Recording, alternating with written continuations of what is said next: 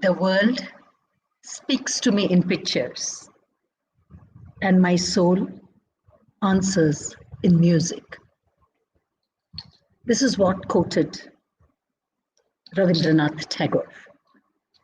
Welcome to Turning Point, an ongoing series, and we are extremely happy to have today a person that I have known for years. Yet, I met him many years before, yet he remains as charming, as expressive, and younger than before. But his achievements have grown in bounds. So let's see who he is. But before that, hear a music that is composed by him for one of the popular TV serials.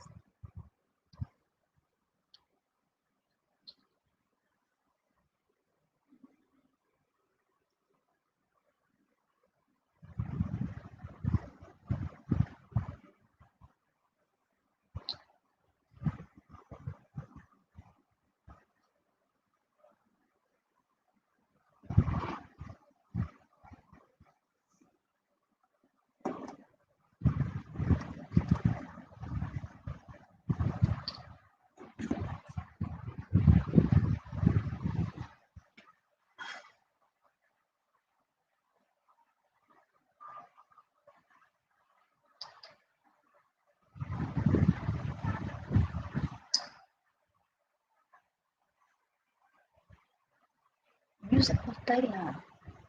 She should play the music.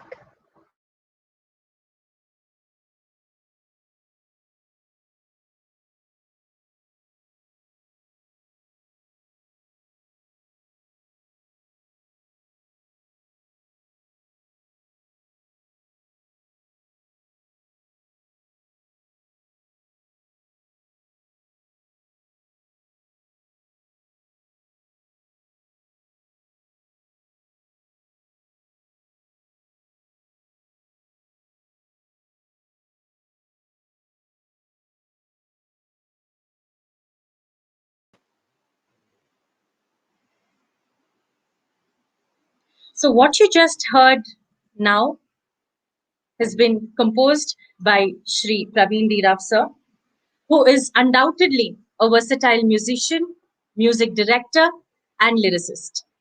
Rao has composed music for theatre works, ballets, dance performances, films, televisions, and commercials.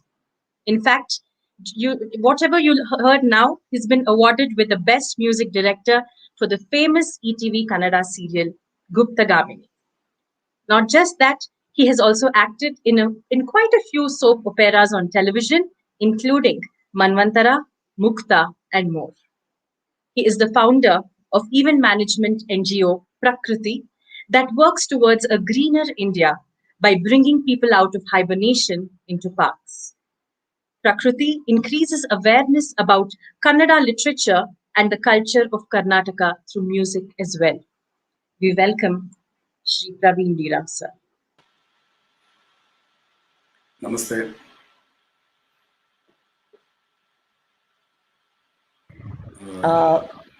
We have a very short time, so straight away I go to the questions. Sure. From the young tabla boy that you started your career at Ramakrishna Ashram, to the various versatile roles that you have played. A musician, a music composer, a music director, actor, lyricist, and more. What has been your turning point? And you've set a benchmark in all of that you have done. Can you please share with us your beautiful journey? Yeah, sure. First of all, I would like to thank you and everybody those are viewing this program. In my life, I can't say it was a turning point. It was a huge curve. It took its time. And I should say, as you rightly said, Ramakrishna Ashrama was my first point where I got in touch with music. because I used to, my mother used to take me there even before I remember what it is to listen to anything. So listening to the bhajans there, the proximity to the harmonium and tabla there.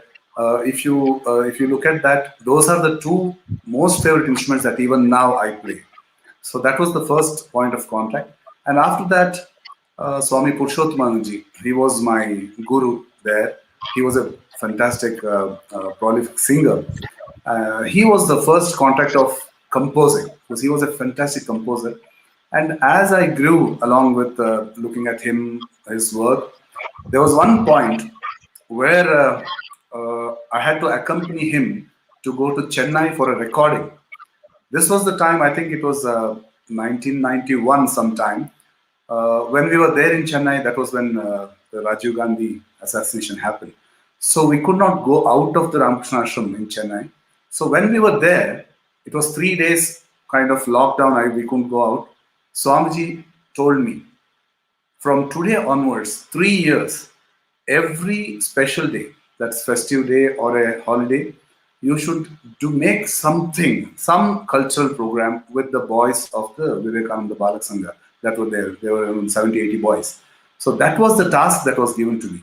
So that was when I started working on small skits, orchestral programs, choirs, and classical programs, everything. We did successfully 3 years. We totally gave new shows because one thing is holding Purushottomanji in his seat with good content was a very tough thing.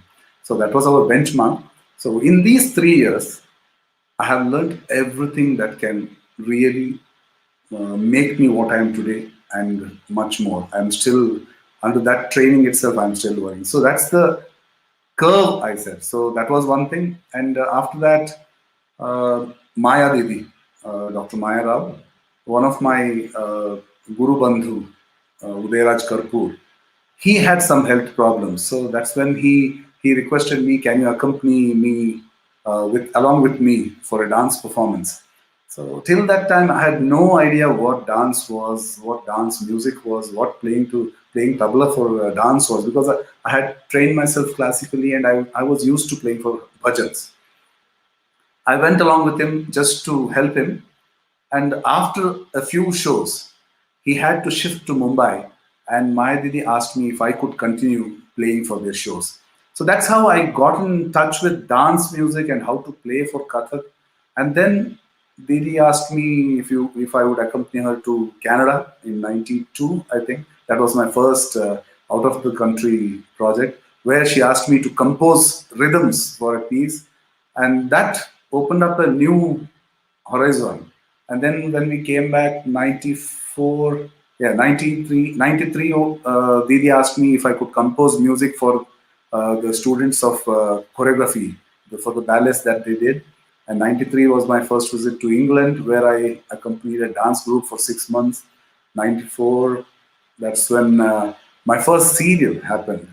Sanghatne, directed by Bhargava. 95 was my first compositional venture into contemporary music, which was STEM companies, Madhu Natraj, Crows, Cause and Facades. That was the first project. And after that, it was Abhinav Art Center. Nirupama, who gave me a huge project to compose classical music too for dance. And after that, there was no looking back. So it's actually a curve. It's not actually a turning point. So that's how all these people have made me what I am today.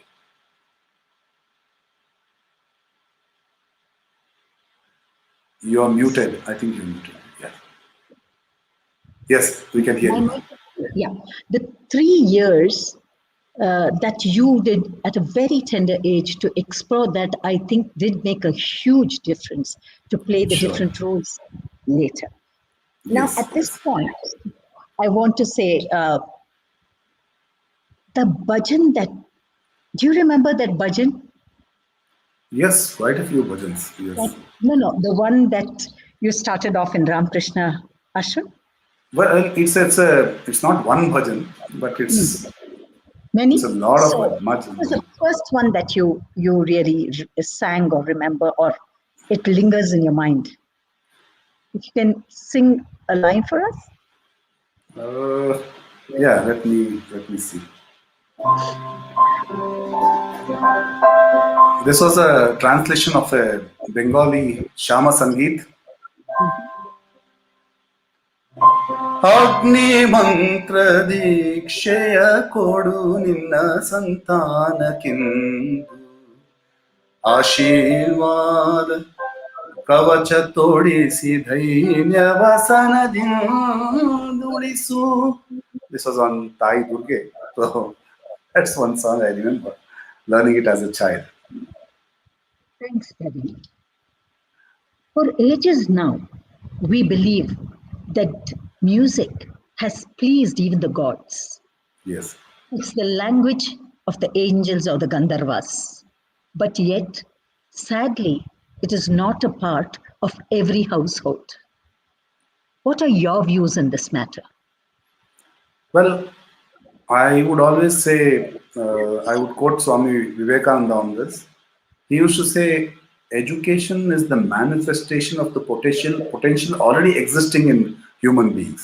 So every being is potentially, he has everything. The only thing is through sadhana or Guru Kripa, we have to take it out of that body, out of that mind, from the inner consciousness to the outer consciousness. So that's when things happen. So I'm sure the musical ability is there in every being. It's up to us to culture. So that's what I would say. Some people are busy in other things. Some people make music their business. Some people, music chooses certain people to do certain work. So on and so forth. That's what I feel. Can you suggest few ways or a method, tips for how to inculcate music to children at a young age so that it becomes like, I love that quote that the world sees me, I see the world through pictures and my soul answers it through music. So if if singers like you and people who have this experience can give few tips of how to inculcate this at least a year for the children to make their ear familiar with music and inculcate that interest. Yeah, it's all about, I think it's about exposure. Exposure. So my practical experience with my son was I exposed him to every kind of music, like it was Carnatic classical, Hindustani classical, Western, ghazals, folk music, everything. So then he chose what he wanted after many years. So he also was exposed to dance, to drums. He danced for 5 years. When he was 5 year old, he took up dance, Kathak for 5 years, and then certain age, then he switched on to playing guitar and singing. So exposure is the main thing. For example, one story which is deeply embedded in my mind is somebody asked George Bernard Shaw, "What is the right time to teach my child, to start educating my child?" And he said, "What's the age? What's your child's age?" She said, "3 year old." "You have wasted 3 years," he said. So exposure, in our culture, we say that exposure happens even before a child is born. My doctor, like our doctor, she said you have to speak to your child as if it's alive and it's walking around. So we did that, and that really helped. We know in our uh, epics that Abhimanyu, he studied a lot. He came to know about a lot of things, even he was when he was in the womb of his mother. So that's when, even when the pregnancy starts, is when you should actually expose a child to various forms of arts, especially music. Music is one thing you can hear. You don't have to open your eyes and see. You can experience it without opening your eyes. Yes. Thank you, Praveen. And another good for the viewers, another good example of how the child is listening to everything that is happening when it's in the womb is Ashtavakra story. Yes, So, yes, the absolutely. time that you have time to go through these stories. And now, another question for you. In the current situation that we are all facing, each one is trying to be as positive and make themselves feel, because we are all affected. What two ragas?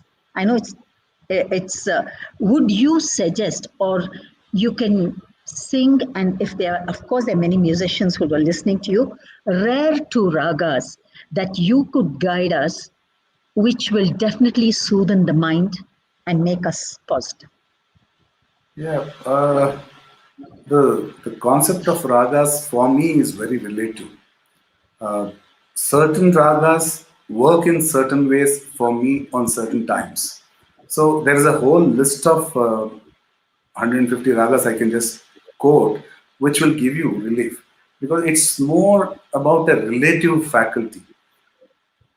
In the morning times, in the Hindustani style, it's any raga with a Shuddh Rishabha really works, like Todi or Lalit or Bhatiyar.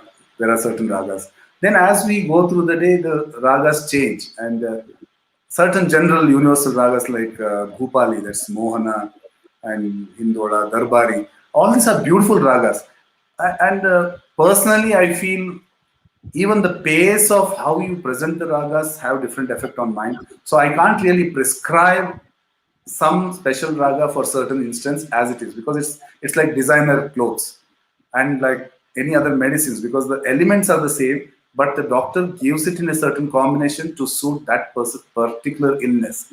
So I would say any music which relaxes you, it's always like a test dose. You know, when there is some serious medicine being given, they give a small test dose to see if there's a reaction. So listen to the first 2 minutes.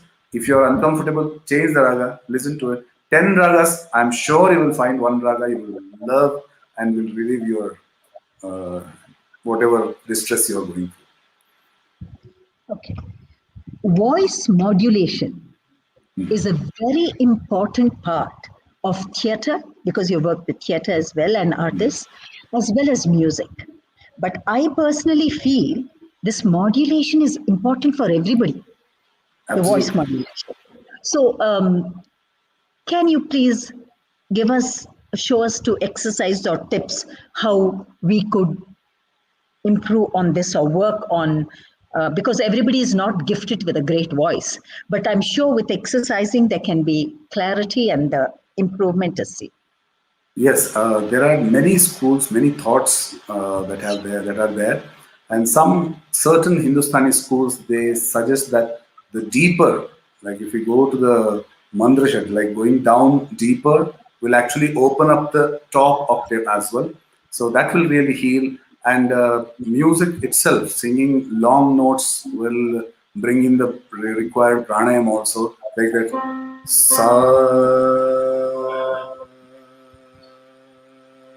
if you want to elongate that, have a long thing, you have to go deep and sa me da pa ma ga re sa.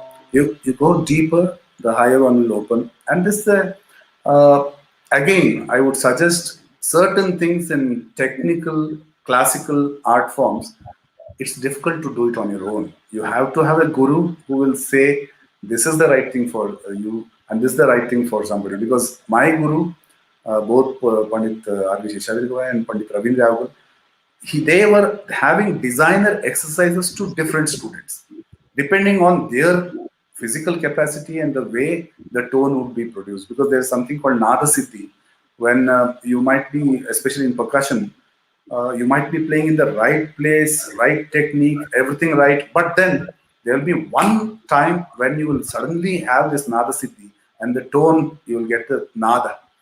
So for that, there is a certain posture you need. Each body is different.